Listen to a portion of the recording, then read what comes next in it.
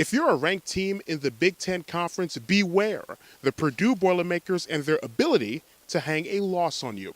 Carson Edwards, 2 free throws with 2 seconds remaining, gave the number 23 team of the country, the Purdue Boilermakers, a 73-72 victory over the number 17 team of the country, the Maryland Terrapins, here on the floor of the Xfinity Center in College Park, Maryland. For Purdue, 2 wins this week against ranked teams. They beat Northwestern at home earlier this week, and here today, a come-from-behind victory against the number 17 team in the country. And Purdue was led by the player who has led them all season long, Caleb Swanigan, the big man in the middle, Biggie, 26 points, 10 rebounds, 3 steals, and 2 blocks. And what made this more impressive for the Purdue Boilermakers in terms of coming away with the victory here today, Swanigan fouled out with 56.1 seconds to go in the second half, and after 2 free throws by Melo Trimble for Maryland, it was the Terrapins that had a 3-point lead at 72-69, but the final 4 points of the game scored by Purdue, all from the free throw line. 2 big free throws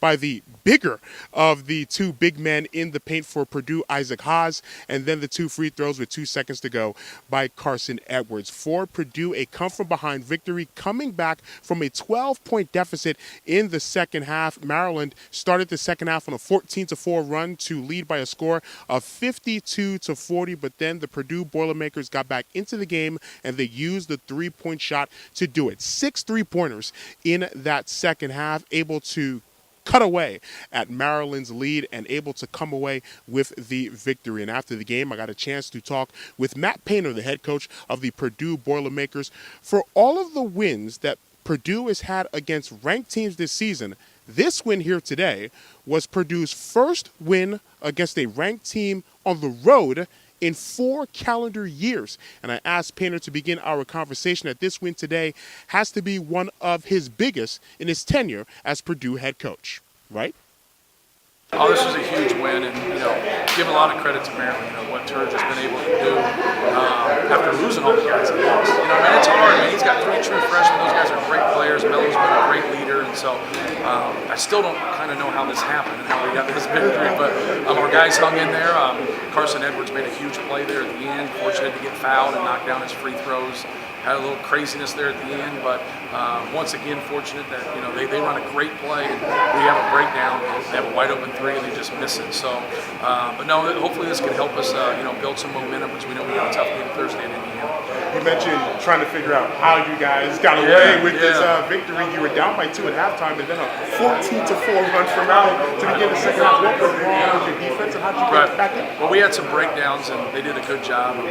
They made a couple tough shots, but we also had some breakdowns. I really thought the key in that stretch when we got back into the game was they just missed a couple openings. We had an 2 run or 11-0 run, and we just missed a couple. They missed a couple openings that they normally make, and we were able to capitalize on it. Ryan Klein hit a couple threes with bias in a 3. Swanigan got going, and so I wish it was something in that stretch that we did. So sometimes it's better to be lucky than good, but we built off of that. Swanigan started to play a little bit better right there, and had some huge buckets for us. And then we just fought. They didn't have a field goal the last 7.5 minutes. They shot a lot of free throws, but I think that was probably the most important part for us, is not letting them score. Statistically, Caleb Swanigan, 26 points, 10 rebounds, 3 steals, a couple of blocks. But early on in this game, he was a little bit frustrated, as well as Isaac Haas as well. How much do you credit the Maryland big men, especially Tchaikovsky, for really turning out the way he did? No question. They were great. Both him and Dodd really did some good things. Bender came in there. They threw a lot of bodies at him, but they doubled sometimes. Sometimes they didn't double. But they bottled him up. They gave him trouble. They had a couple of those turnovers and a couple of those misses, and got our shot blocked a couple times. And you got to give Maryland and those bigs a lot of credit. I know Isaac Haas was frustrated at that technical foul late in the second half, but what does it say about the resilience of Isaac Haas hitting those 2 free throws? That was big. That kind of gets lost a little bit. Anytime somebody has a miss cue like that, and you let your emotions get the best of you, and you get a technical, you deserve to get a technical, and then there at the end, just being able to have a little poise and catch the ball and not travel.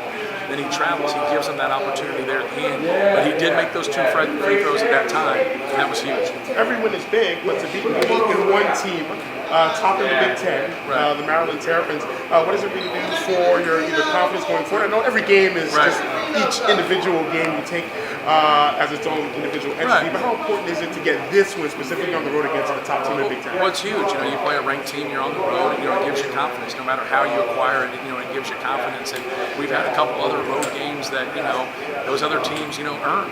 And, but you also feel when you lose those that you give them away a little bit. So we've had kind of give and take right there. We've had a huge win at Ohio State, huge win at Michigan State, and now a really big one here in Maryland. What does it mean to be the head coach at your alma mater? Oh, it's great. It's one of those things that you didn't, everything was going to happen. You play basketball somewhere, you're fortunate. You get in this profession, but, I've been in the right place, the right time, 2 different times. And so I count my blessings. Very fortunate to be the head coach at Purdue. Last question. My apologies for bringing this up, but there was a game, I think 98 or 97, with Kansas State and Colorado in the Big 12 tournament, where Kansas State thought they won the game. The players celebrated and traveled, and Colorado actually hit the shot afterwards. There was that moment with Isaac as well. I mean, what can you even say to your team after that happens? I'm glad I don't have to say anything that happened, but it's a lesson. It's not a hard lesson because you won the game. But it's something that, you just put in your memory bank and understand, hey, still finish the game. There's still 2 seconds. Don't travel right there. But keep your emotions. There was other things that led up to that, and it's anytime things like that happen, you just try to make it a learning lesson and get better because of it. As for the Maryland Terrapins, there were questions about this basketball team in terms of the legitimacy of their 20-2 record, 8-1 in the Big Ten coming into this game. It's February 4th. And today marked Maryland's first game against a ranked team. At the time, Maryland faced that team. But all of that conjecture was just that, conjecture. They equipped themselves well against one of the top teams in the Big Ten. The Maryland Terrapins, one of the top teams in the Big Ten. They were led by Melo Trimble and his 22 points. But Melo only made 4 field goals in the contest. 14 of his 22 points came from the foul line. Trimble 14 of 15 from the free throw line. And Maryland almost won this basketball game using the free throw line exclusively. The Terrapins were held without a field goal in the final 7 minutes of the basketball game, but almost able to pull out the victory. But the Purdue Boilermakers now improved to 8-3 in Big Ten play with the 73-72 win over the Maryland Terrapins. So stay tuned to A Lot of Sports Talk and ALotofSportsTalk.com. Our coverage of basketball in the D.C. area is not over for today. We head to D.C. and we'll cover the Washington Wizards game against the New Orleans Pelicans later on tonight. The Washington Wizards, one of the hottest teams in the NBA and one of the longest winning streaks, home winning streaks in club history. That is on the line tonight as they take on Anthony Davis and the New Orleans Pelicans. So once again, our final score, the Purdue Boilermakers, another winner against a ranked team, 73-72, number 23 Purdue over number 17 Maryland. From the Xfinity Center in College Park, Maryland, my name is Adesina Koiki for ALotofSportsTalk.com.